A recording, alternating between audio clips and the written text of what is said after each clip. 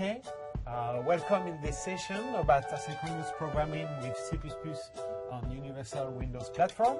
My name is Eric Mitlet, I'm Program Manager in C++. Let me introduce Go Nishanov, Software Engineer in C++ Group, and Peter Cho, Program Manager on Windows. Today we are going to talk about asynchronous programming, but before I want to introduce you some C++ improvement in this last version. So now from Visual Studio 2015 you can target iOS and Android with the multi-device development. We're still working on the standard conformance, and we are proud to announce that we are feature complete for libraries for C++ 17 and still working on C++ 11 and C++ 14. The last one of the year is C-Clang C2 front-end support. That means if you have Clang code building with Clang LVM compiler, you can now use our front-end Clang and our back-end C2 to produce Windows code with that. We're still working on performance because performance matters when you do C++, on code generation and the speed of the compilation process.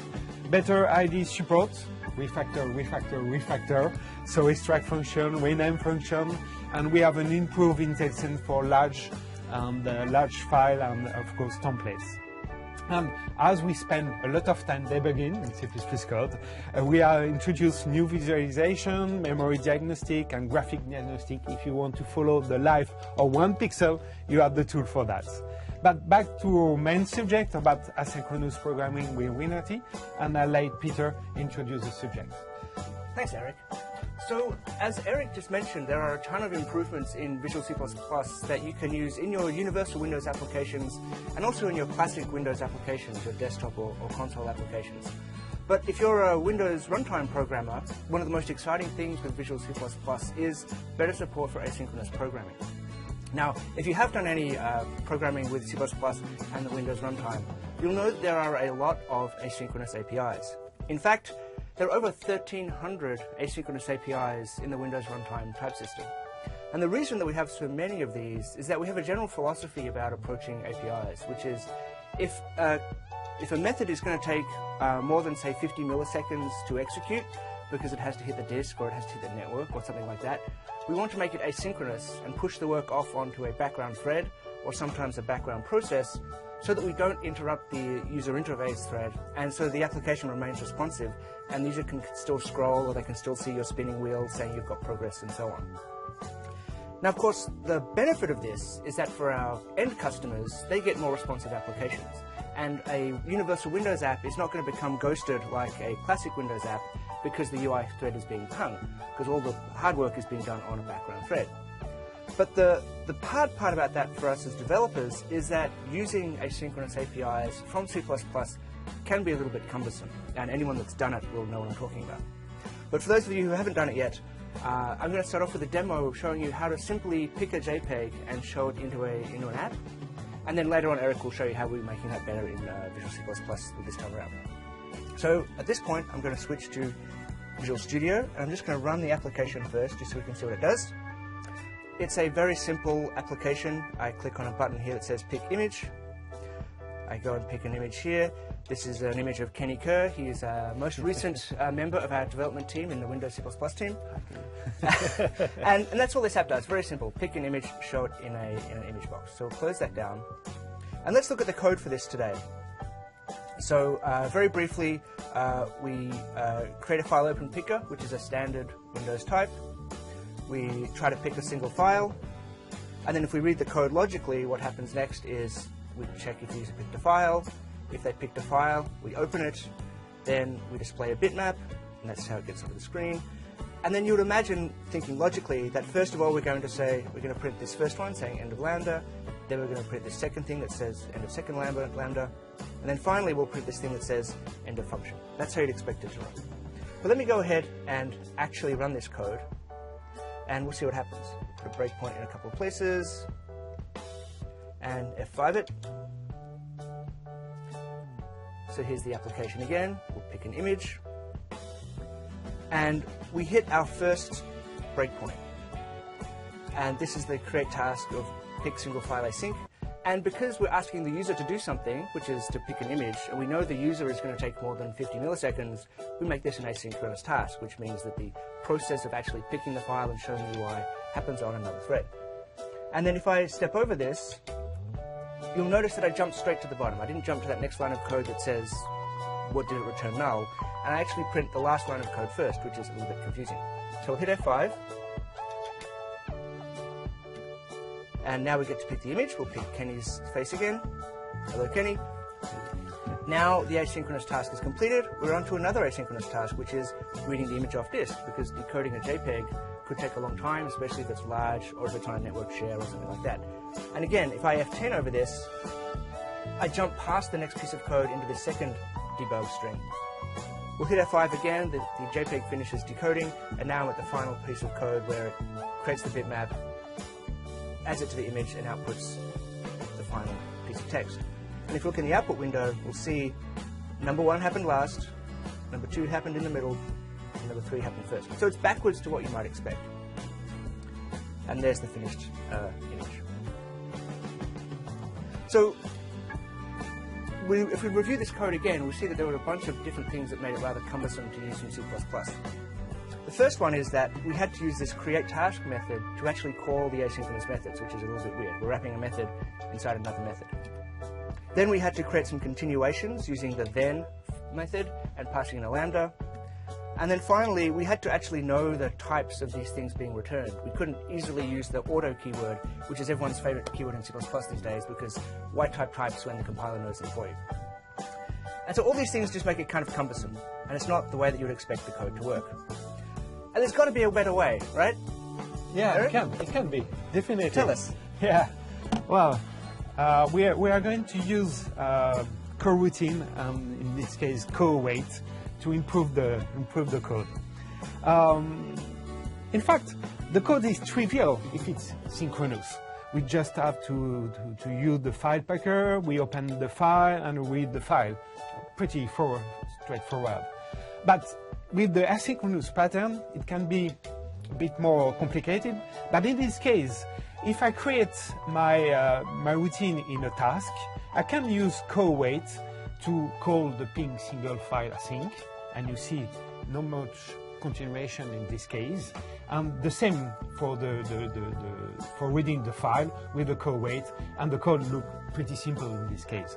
And that's great. And that suggests to go on the code itself. So what I can do here, it's pick the code you use.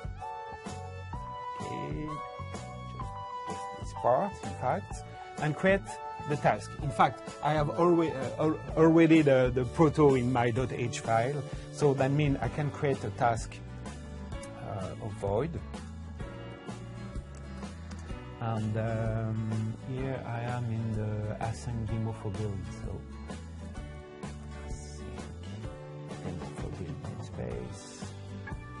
It's main page, and my proto function is pick an image. Okay. In the code of this, I just copy the code you just used, and I will correct that guy. Okay. First of all, I don't want to create a task here, but use auto file name, and let's see co_wait, and I can remove. Of course, this part don't need anymore. So if my file is not null, it's okay. For this guy, I do the same.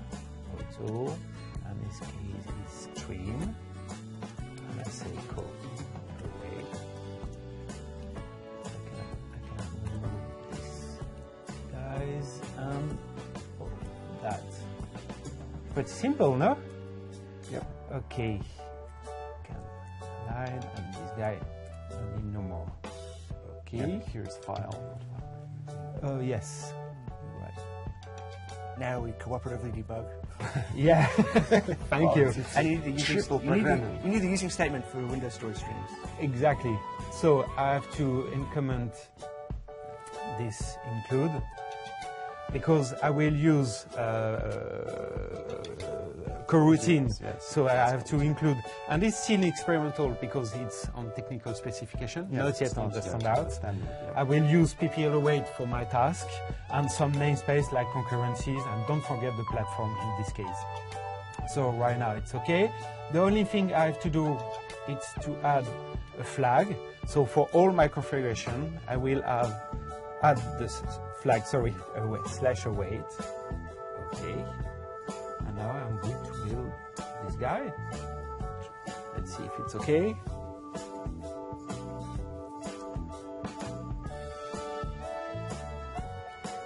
Yeah. But I forget. I forgot the kernel there. Yes, I forget something. Yeah, it's to comment all this code and call my new function. It's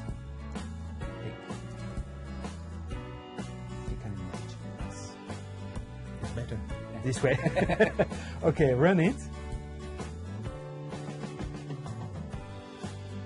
Okay, so exactly the same application. Yay! Wait. Let's see if it works. Yes. It works with Kenny Awesome. image. Yeah. So in this case, we really simplify the code with few lines of code and the using of co-wait took it easy in this example. Back to the slide. Of course, we can use more complex example than this trivial one. In this case, I try to create a TCP reader. So you have to create some features. You have to create a function, and we can see here that we use the function with some features, and we call the do while and all the. Yeah, the point is it's very complicated. Yeah. You don't want to write this code. Yeah, don't. But you will prefer this one because it's straightforward. You just connect your TCP and you read your buffer, no more. So we really enjoy using coroutine in this case. But what is the science behind the coroutine? And can you explain that? So, as you probably saw, that coroutines allows you to dramatically simplify your code, asynchronous code.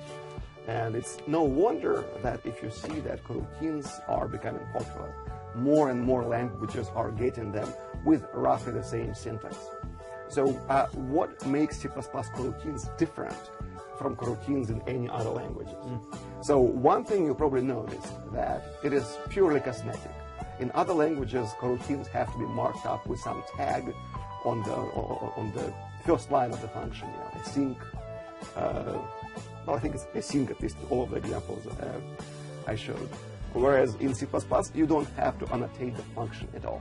In fact, coroutine is a normal function from the outside. You cannot tell that it's a coroutine at all.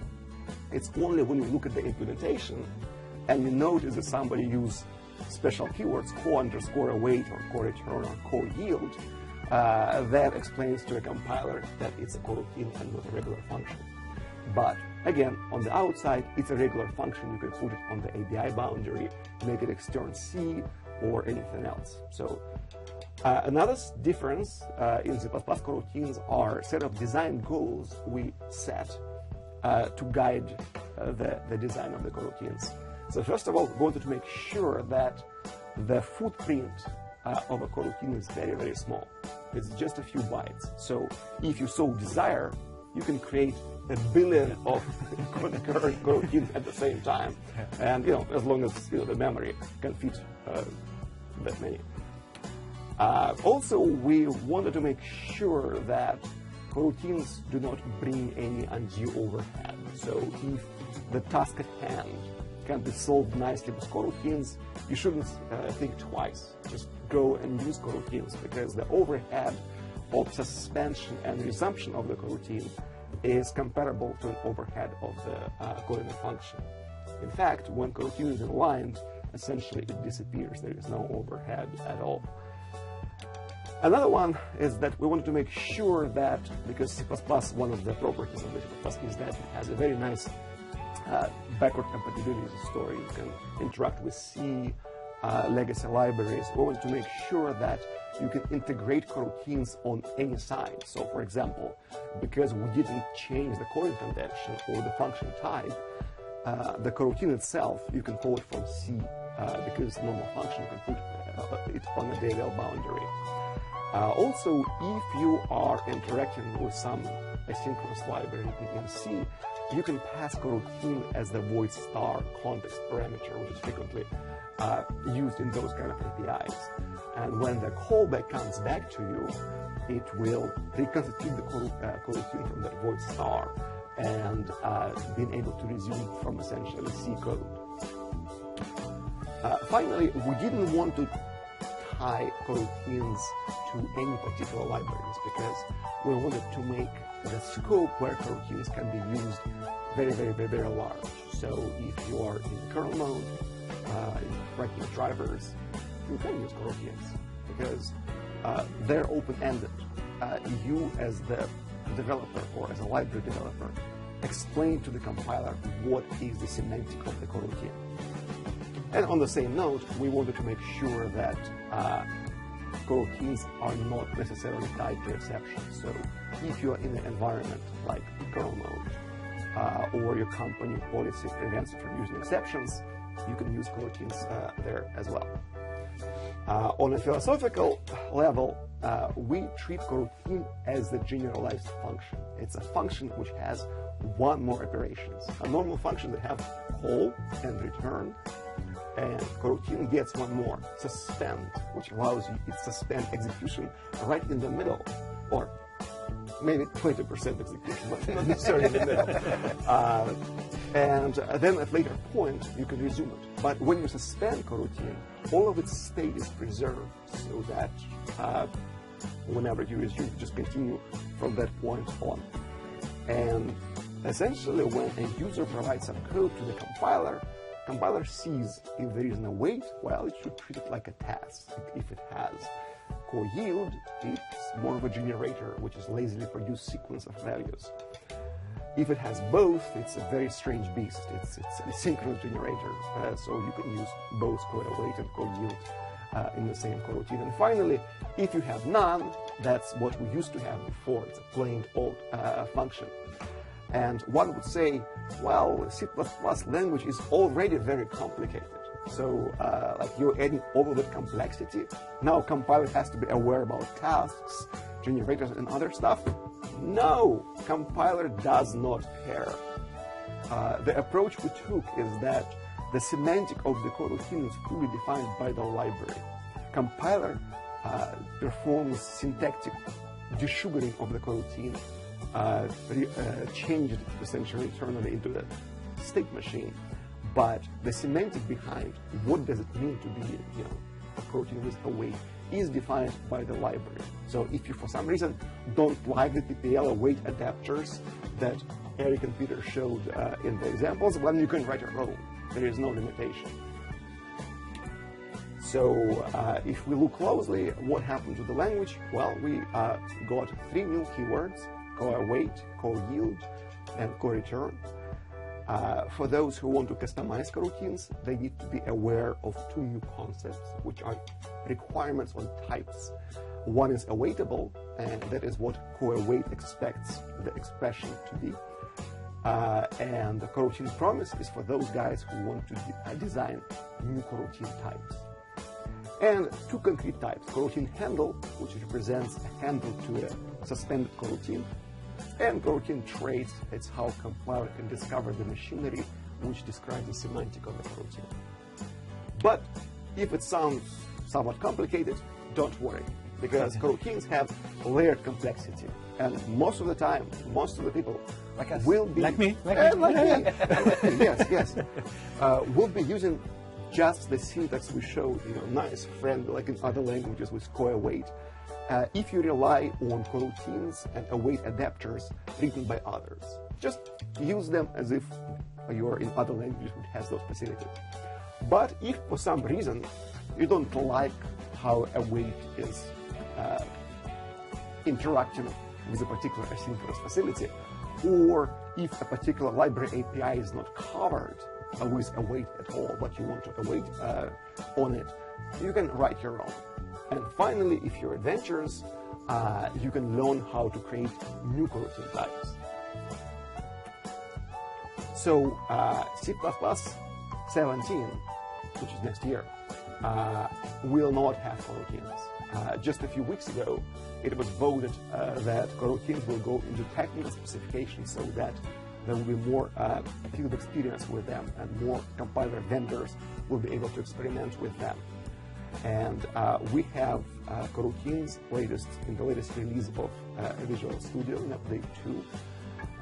They are, first of all, fully supported in store apps, but you have to be aware because this feature is an experimental status. It is not part of the standard yet. So if you start using them, well, you need to be aware that there could be some little tweaks which can happen to the coroutines as they go through standardization bodies. So potentially you might need to change the code a little bit if any of the specification of the coroutines change. But besides that, coroutines are supported.